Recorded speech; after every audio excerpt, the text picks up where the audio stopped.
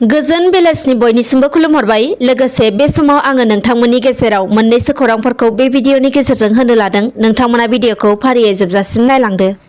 दिनै डिब्रुगढ़ मुलुगसोलोंसालियाव बर' बिजोंनि थाखाय फोरोंथायनि गाहाय नब्लांखौ बिटिआरनि गाहाय खुंगिरि प्रमद बर' बिथाङा बेखेवनानै होबाय। बे बेखेवनाय हाबाफारियाव बिटिआरनि गाहाय खुंगिरि प्रमद बर' बिथांजों लोगोसे दुलाराय बर' फरायसा आफादनि आफादगिरि दिपेन बर' आरो बर' थुनलाइ आफादनि गाहाय नेहाथारि प्रसान्त बर' बिथांमोना बाहागो लानाय जादोंमोन। मख'नो गोनांदि डिब्रुगढ़ मुलुगसोलोंसालियाव बर' बिफाननि नब्लांखौ दिनै बेखेवना होनो हानायाव बिटिआरनि गाहाय खुंगिरि प्रमद बर' बिथाङा जोबोर गोजोननाय मोननायखौ फोरमायथिनायजों लोगोसेनो गासै बर' फरायसाफोरानो बेवहाय मोनसे मोजां गुन गोनां सोलोंथाइ राहाखौ मोननो हासिगोन होनना बुंथियो। गुबुन फारसेथिं बिटिआरनि गाहाय खुंगिरि प्रमद बर'आ डिब्रुगढ़ मुलुगसोलोंसालियाव बर' बिफाननि नब्लांखौ मोजाङै लुफुंनायनि थाखाय इउनिभार्सिटिनि अथ'रिटि आरो जायफोर बे बिल्डिंखौ लुदों बिथांमोनखौ साबायखर बावो। बेजों लोगोसेनो थांनाय समाव हाग्रामा महिलारि दैदेननाय बिटिसि सरकारनोबो साबायखर बावो। मानोना थांनाय समाव हाग्रामा महिलारि दैदेननाय बिटिसि सरकारनि समावनो बे बिल्डिं लुनायनि सेंसना जानानै फैदोंमोन आरो बिथांमोननि नाजानायावनो बे बिल्डिं लुनायनि खामानियाबो सोलिबोदोंमोन। दानिया गुबुन खौराङाव फैदो। ना फिसिनाय आरो जिब जुनार फिसिनायनि बिबांखौ बांहोनाय थांखिजों बिटिआरनि मावफुं सोद्रोमा इएम राकेश ब्रह्मआ दिनै बाक्सा जिल्लानि मसलपुराव थानाय ना बिफान मावख'आव मोनसे हाबाफारिनि गेजेरजों नानि आदार राननानै होदों। मख'नो गोनांदि बे हाबाफारियाव इएम राकेश ब्रह्मआ बाहागो लानानै गावनि बिबुंथियाव बुङोदि बे बाराव ना फिसिनायजों लोगोसे जिब जुनार फिसिनाय खामानिफोरखौ सोरखारा गोख्रों नोजोर लाखिदों आरो ना फिसिनायनि थाखाय फुख्रि जावनानै होनाय, ना जोलै होनाय, आदार होनाय आरो बेराम जायोब्ला सोरखारा फाहामथायनि थाखाय राहा लानाय बायदि खामानिफोरखौ मावनो थाखाय बिथांखि लानाय जादों होनना बिथाङा मिन्थिहोयो। बेजों लोगोसेनो बिथाङा कक्लाबारि ओनसोलावबो 2 किल'मिटारनि गोथौ फुख्रि जावनायनिबो थांखि लादों। गुबुन फारसेथिं बिथाङा मिन्थिहोबावनाय बायदिब्ला नखर नखर फुख्रि जावना होनायनि थांखिखौबो बिटिआर सरकारा फैगौ बोसोरनिफ्राय मावनो आखायाव लादों होननानै मिन्थिहोयो। चिरां जिल्लानि दालिगाव ओनसोलाव क्रिकेट गेलेनायखौ मुंदांखा खालामनाय आरो गोनां जानाय फोरोंथाय होनानै रोंगौथि फोजौखांनायनि खाबु होनायजों लोगोसे गेलेगिरिफोरखौ मोजाङै दावगाहोलांनायनि थांखिजों मोनसे खोरोमदाव क्रिकेट कचिं सेन्टार बेखेवनानै होदों।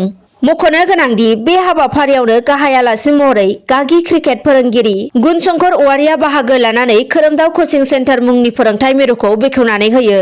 बे बेखेवनाय हाबाफारिनि गेजेरजोंनो गागि क्रिकेट फोरोंगिरि गुणशंकर औवारिया गावनि बिबुंथियाव ओनसोलनि गिबिसिन क्रिकेट कचिं मिरुआव गोदान जोलैखौ बे गेलेमु फारसे गोसो बोनो हागोन होनना फोरमायनायजों लोगोसेनो सोलोंथाय लागिरिफोरा रोंगौथि जौगाखां खाबुखौ मोननो हागोन होनना बिथाङा बुंथियो।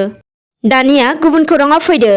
नेपाल हादराव थांनाय 2 नभेम्बरनिफ्राय जागायजेननाय मोनसे माहारियारि गेलेमु चेम्पियनशिपआव उदालगुरि जिल्लानि माखासे गेलेगिरि बिथांमोना भारतनि जानानै बाहागो लाहैदोंमोन होनना मिन्थिनो हानाय जादों आरो बे बादायलायनायाव उदालगुरि जिल्लानि खैराबारि पुलिस थानानि सिङाव थानाय गग्रामिनि थागिबि हिमांशु बर'आबो बाहागो लानो खाबुखौ मोनदों।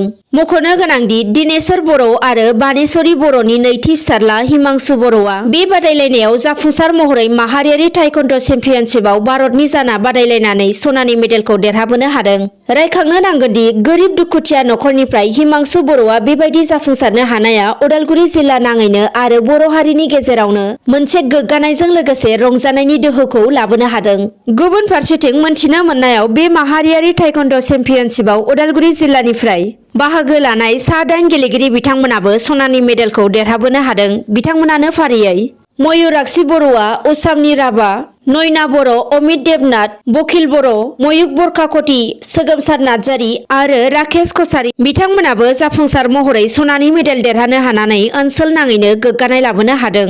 आरो खौरांनिफ्राय मिन्थिनो मोनबावनाय बायदिब्ला भारतनि जानानै बे चेम्पियनशिपआव बाहागो लानाय उदालगुरि जिल्लानि गासै गेलेगिरि बिथांमोना थांनाय रबिबारखालि ट्रेनजों गाव गावनि न'आव सफैफिनबाय होनना मिन्थिनो हानाय जादों। दानिया गुबुन खौराङाव फैबावदो। बाक्सा जिल्लानि तामुलपुर महकुमानि सिङाव थानाय भारत भुटान सिमनानि देलायस्रि लावखार ओंखाम जाग्रा थावनिखौ बिटिसिनि दुरङाजुलिनि एमसिएलए बिजितगोरा नार्जारीया बेखेवनानै होयो। बे बेखेवनाय हाबाफारियाव बिथांजों लोगोसे बिजेपिनि दैदेनगिरि इमानुएल मोसाहारि, कुमारीखाता हाग्रा मावख'नि बिबानगिरि बिरेन्द्र नाथ बर', बिथांमोनजों लोगोसे गोबां दैदेनगिरि बिथांमोनाबो बाहागो लादों। बे हाबाफारियावनो एमसिएलए बिजितगोरा नार्जारीया बाहागो लानानै गावनि बिबुंथियाव बुङोदि थांनाय 2 बोसोराव कभिडनि थाखायनो बे लावखार ओंखाम जाग्रा जायगाखौ बन्द खालामना लाखिनो गोनां जादोंमोन आरो दा कभिडनि थासारिया रुइलांनायनि जाउनाव बे लावखार ओंखाम जाग्रा जायगाखौ फिन बेखेवना होफिननाय जाबाय होनना बिथाङा बुंथियो।